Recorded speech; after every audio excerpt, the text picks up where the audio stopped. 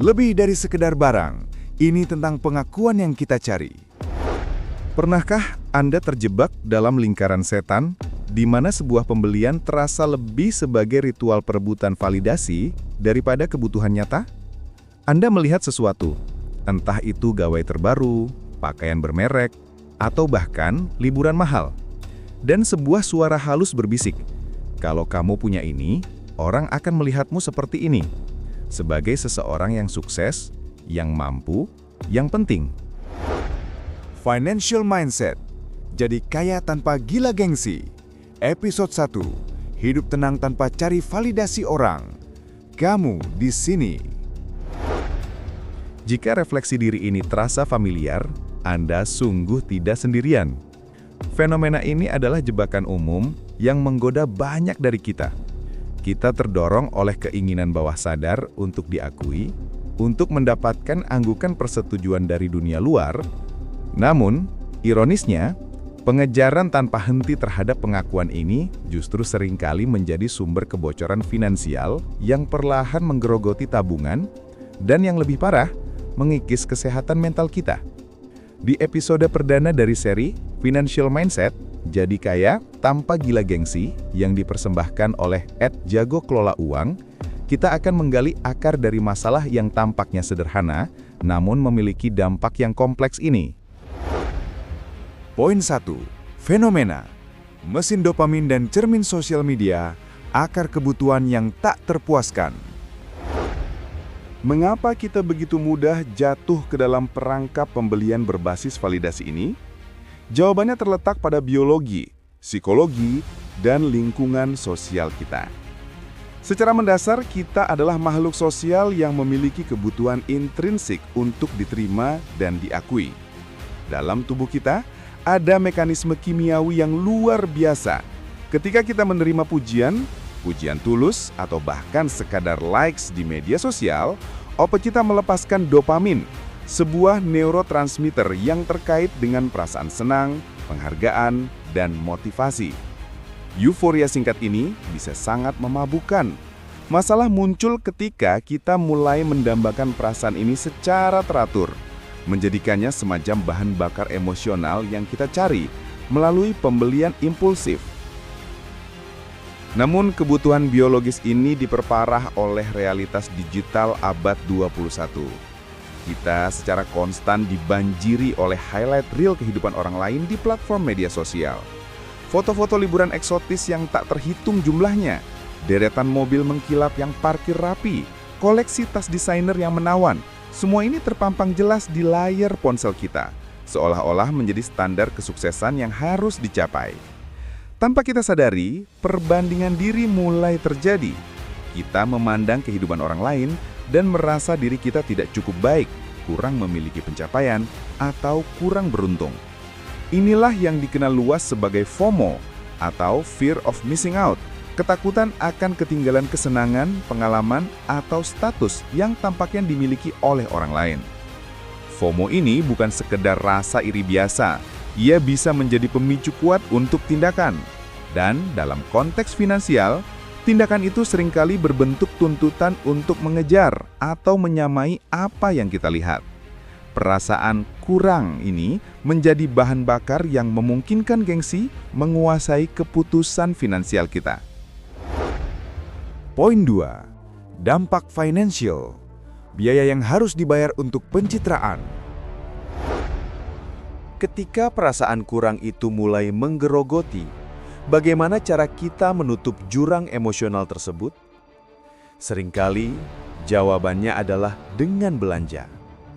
Kita berargumen pada diri sendiri bahwa dengan memiliki barang yang sama dengan mereka, kita akan merasakan rasa percaya diri yang sama, meraih tingkat pengakuan yang sama. Inilah yang secara jeli saya sebut sebagai #resiko sosialita.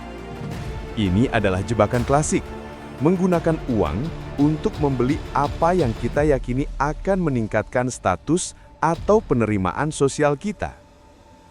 Bayangkan skenario ini. Seseorang baru saja menerima gaji pertamanya. Alih-alih menabung, menginvestasikan, atau bahkan hanya menikmati kebebasan finansial yang baru ia miliki, ia merasa tertekan untuk segera membeli mobil bekas yang meskipun terlihat maco atau mewah di mata teman-temannya, ternyata membebani dompetnya dengan biaya servis yang tak terduga dan konsumsi bahan bakar yang boros. Atau pertimbangkan seseorang yang terus-menerus merasa wajib nongkrong di kafe-kafe syik yang mahal, menghabiskan uang untuk kopi dan kue hanya agar terlihat eksis dan bagian dari kelompok sosial tertentu, padahal saldo rekeningnya sedang menipis. Uang yang seharusnya bisa dialokasikan untuk tujuan yang lebih produktif, seperti membangun dana darurat, melunasi hutang, berinvestasi untuk masa depan, atau bahkan membeli sesuatu yang benar-benar ia nikmati dan butuhkan tanpa embel-embel pamer, justru menguap begitu saja. Semua itu tertelan dalam proses pencitraan, dalam upaya sia-sia untuk memproyeksikan citra sukses yang belum tentu sesuai dengan kenyataan finansialnya. Padahal, pada akhirnya, pencitraan itu adalah sebuah investasi dengan return yang sangat buruk, bahkan bisa dibilang negatif. Poin 3. Solusi mindset, membangun benteng kebahagiaan dari dalam. Bagaimana kita bisa membebaskan diri dari jerat keinginan untuk diakui melalui materi? Kuncinya terletak pada pergeseran fundamental dalam pola pikir kita. Ini bukan tentang menjadi kutu buku atau antisosial, melainkan tentang mengelola prioritas dan mendefinisikan kesuksesan dari perspektif pribadi Anda. Pertama, kita perlu melakukan digital detox yang disengaja. Ini berarti secara aktif mengkurasi lingkungan digital kita. Ambil langkah berani untuk unfollow atau mute akun-akun media sosial yang secara konsisten memicu perasaan iri, cemas, atau insecure pada diri Anda.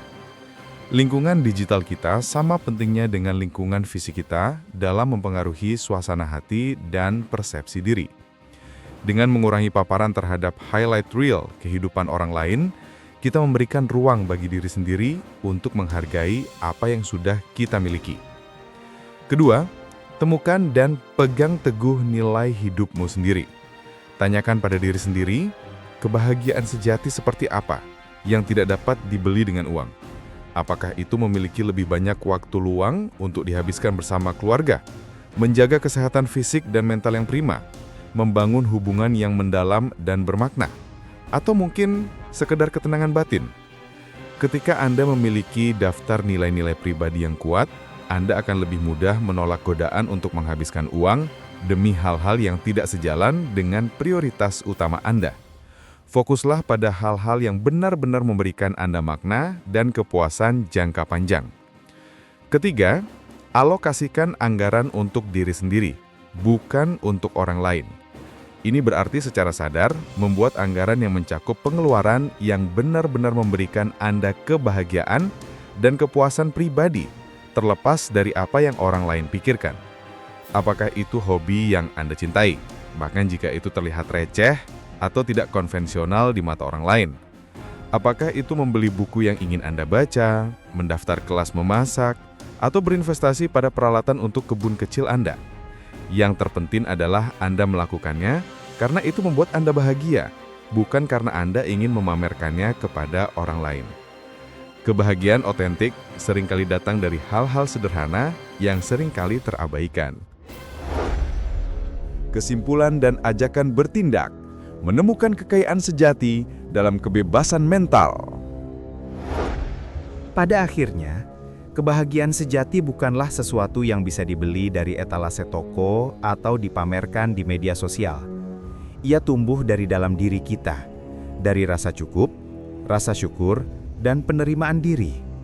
Setiap rupiah yang kita keluarkan semata-mata untuk memenuhi ekspektasi orang lain atau untuk membuktikan sesuatu kepada dunia luar adalah rupiah yang terbuang percuma. Kebebasan finansial yang sesungguhnya tidak hanya berarti memiliki banyak uang. Ia dimulai dari kebebasan mental.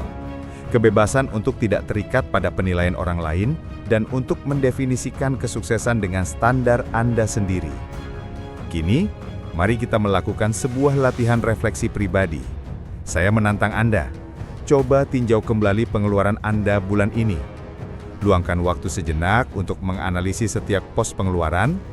Tanyakan pada diri Anda, secara jujur, berapa persen dari uang Anda yang benar-benar dialokasikan untuk kebahagiaan Anda sendiri, untuk kebutuhan otentik Anda, dan berapa persen yang tanpa sadar keluar karena dorongan ingin dilihat orang lain, karena gengsi, atau karena FOMO. Tulis jawaban Anda, bahkan jika itu hanya angka perkiraan, dan bagikan cerita singkat di baliknya di kolom komentar di bawah ini. Mari kita mulai percakapan yang jujur dan terbuka. Dan jika Anda penasaran bagaimana menggali lebih dalam, di episode selanjutnya dari seri Financial Mindset, Jadi Kaya Tanpa Gila Gengsi, kita akan mengupas tuntas 7 pengeluaran gengsi yang bikin kantong jebol, beserta tips-tips praktis yang bisa langsung Anda terapkan untuk menghindarinya. Jadi, pastikan Anda sudah menekan tombol subscribe dan menyalakan lonceng notifikasi agar tidak ketinggalan setiap episode baru. Sampai jumpa di episode berikutnya, di mana kita akan terus membangun pola pikir finansial yang kokoh dan bebas dari belenggu gengsi.